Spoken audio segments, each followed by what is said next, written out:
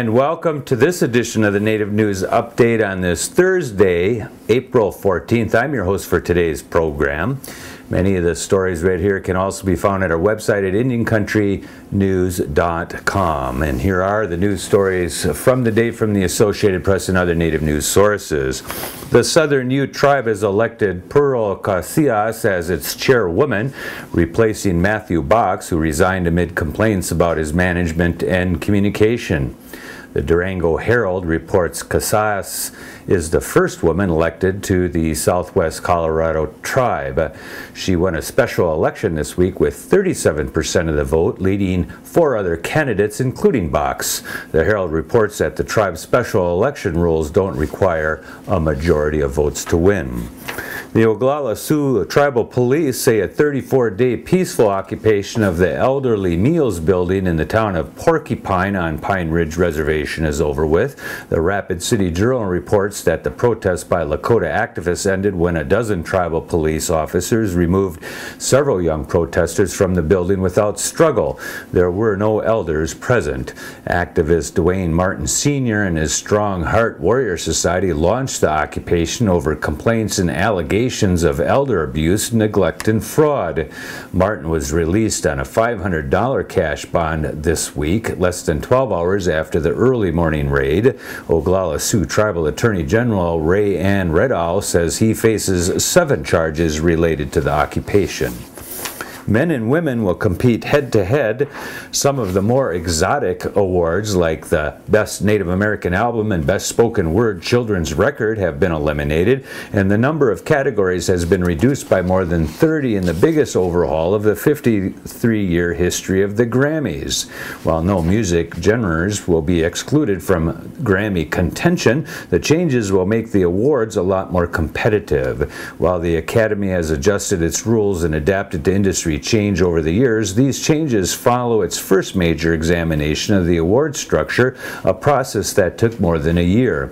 The biggest change will come in the number of categories, cut from 109 to 78.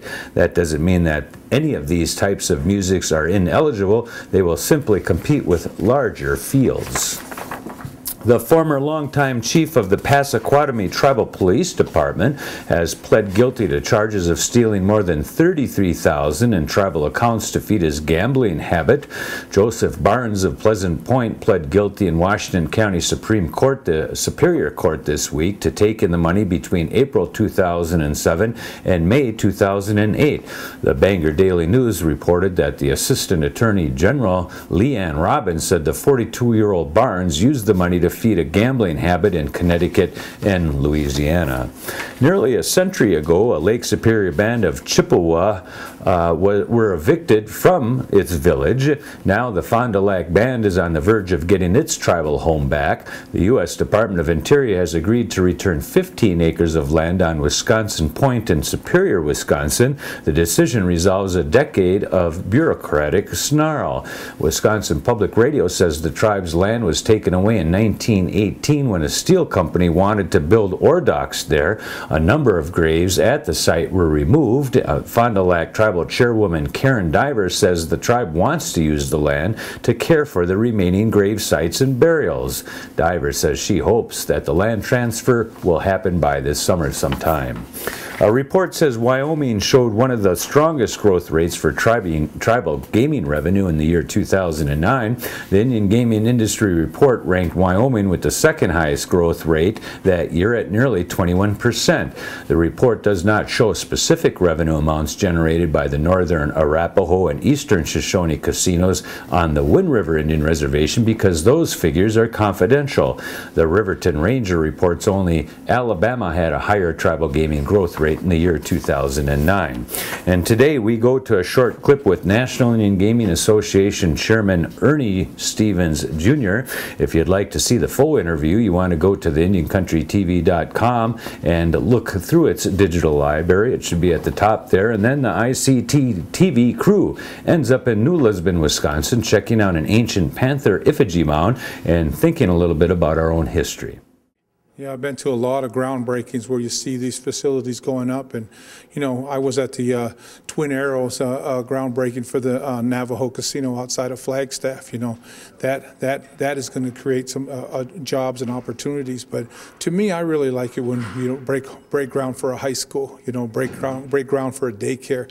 Those are the exciting things. And you know, I'm an educator in my heart, and so if we can do whatever we could do to make our communities better, safer, and more productive, I think those are the key components, and that's really what tribal government gaming is about, building our communities and keeping ourselves strong. Back to the mound. This is a really nice mound. This is a beautiful mound. It's in good shape. It's well preserved. I like the way it is. You can't find many mounds like this in the state that people haven't dug in and destroyed. And this is well formed. It goes up. It's a nice long tail. It's got a nice forefront. They call this bijou, and that's the name I saw on something, bijou, which is an Ojibwe name for, what did it say out in the front? Lynx? Yeah, it said something about a lynx, and a lynx would be bijou. And you find them along lakes and rivers sometime because the spirit that lives and guards over the water is Miji Bijou, or the great lynx, the underwater lynx. And so that's interesting. That's just right alongside a body. We got some conical mounds up here. The conical mounds are more likely to be burial mounds as compared to effigy side views. You sometimes found relics and stuff in them, but not necessarily burials. So for example, this lynx might or might not have someone remains in here somewhere, but they should be left alone. We don't know what it is, and if there is anything, they should just leave it. So out in this park that we've discovered is we also found some signs on the outside, which is really nice, but they're interesting. They're kind of boring. One's called a linear mound.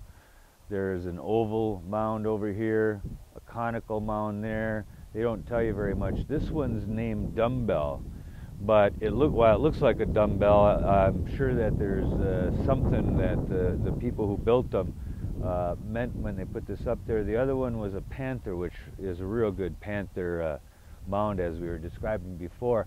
This sign out in front says the New Lisbon Effigy Mounds. These mounds were built for the burial of the dead by woodland Indians who inhabited Wisconsin for 1,000 years beginning 200 AD. Well, excuse the dates, you know, I'm not sure if that's true, false, or can be moved around. It depends on who and what you're talking about. It might have been that thousands of years before that there was people here, but they weren't woodland Indians. Maybe that's what they're saying. Intermixed with bird and animal shapes are often found round and linear mounds not intended to represent living forms.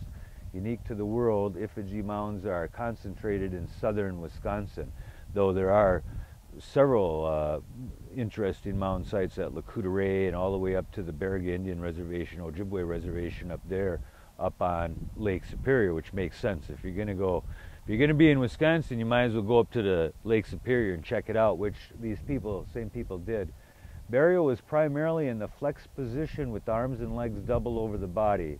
They also practiced cremation and bundle burial, in which the body was left above ground until decomposed and the bones gathered and placed in the ground as a bundle. Only rarely were artifacts interred with the body.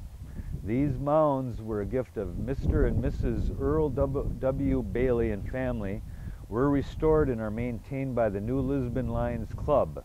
This plaque was installed July 4th, 1976 and dedicated to the American Indian and to the preservation of their antiquities. So we want to thank the New Lisbon Lions Club for putting this plaque here and remembering this, helping restore this place. That's a nice gesture. It's a real cool place to be, so come down and visit it sometime. It's just off of Highway 12, north of where, people? A little bit south of Lisbon. Oh, south of New Lisbon. There we go, reoriented, sorry. Come back again soon. And that is the latest roundup of news from Indian Country. On this edition of the Native News Update, we want to say miigwech for joining with us and come back again soon.